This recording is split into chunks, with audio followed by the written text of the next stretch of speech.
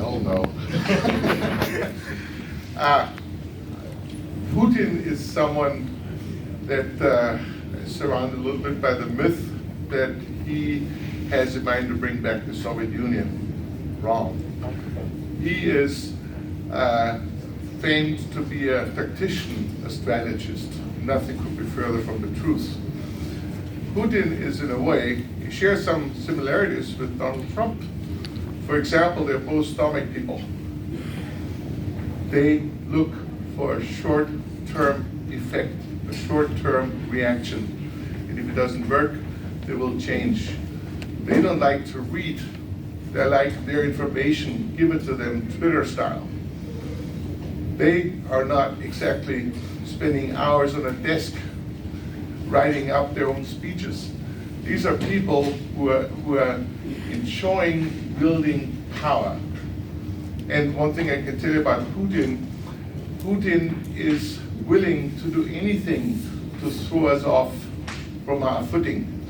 I think the biggest surprise with the invasion of Ukraine was not so much for the Europeans, who should have seen that thing coming.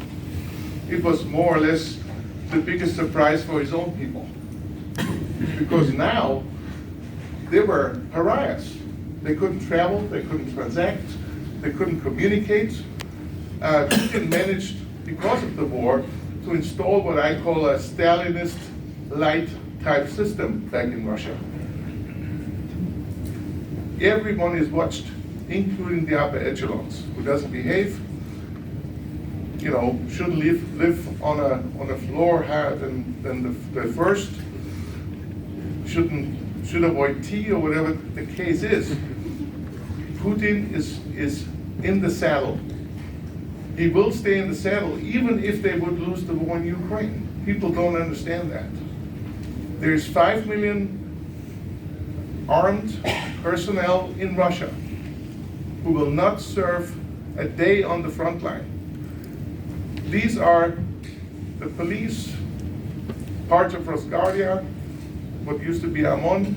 This is the tax police, the intelligence services, any paramilitary type outfit, the Cossacks, and even Chechen battalions stationed very close to the power in Moscow.